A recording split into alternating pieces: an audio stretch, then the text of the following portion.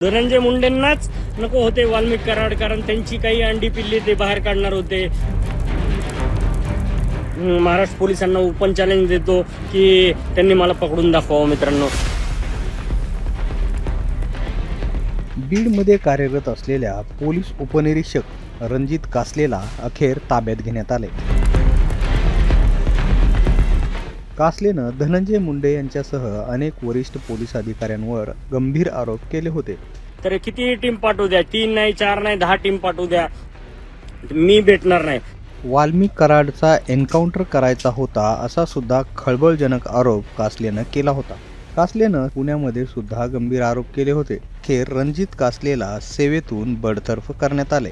गैरवर्तन व शिस्तभंगाचा गंभीर आरोप त्याच्यावर लावण्यात आलाय आणि IT ॲक्ट अंतर्गत खोटे गुन्हे दाखल करण्याची धमकी देऊन पैशांची मागणी केल्याचं सुद्धा चौकशीत स्पष्ट झालं होतं.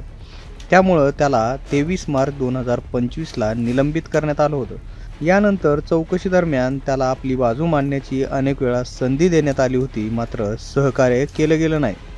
सोबतच अनेक वरिष्ठ अधिकाऱ्यांवर आणि राजकीय नेत्यांवर आरोप करणारे व्हिडिओ सोशल मीडियावर प्रसारित केले आणि विविध माध्यमातून बिनबुडाच्या आरोपांसह मुलाखती दिल्या असं पोलिसांनी सांगितलंय.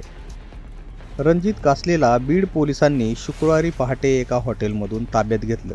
आता त्याला बीडला आणण्यात आलंय. विशेष पोलीस महानिरीक्षक वीरेंद्र मिश्र यांनी रणजित कासलेच्या बडतर्फीचे आदेश काढलेले आहेत. रणजित कासलेनं धनंजय मुंडे यांच्यासह काही पोलीस अधिकाऱ्यांवर गंभीर आरोप केलेले आहेत. याशिवाय वाल्मिक कराडच्या एन्काउंटर संदर्भात त्यानं केलेलं भाष्य यावर सुद्धा सध्या वेगवेगळ्या चर्चा सुरू आहेत. कासलेंच्या या आरोपांची चौकशी होऊ शकते असं सुद्धा आता बोललं जात आहे. आता कासलेला ताब्यात घेण्यात आलेला आहे, त्यामुळं पुढं काय अपडेट येतात याकडे सुद्धा लक्ष लागून आहे.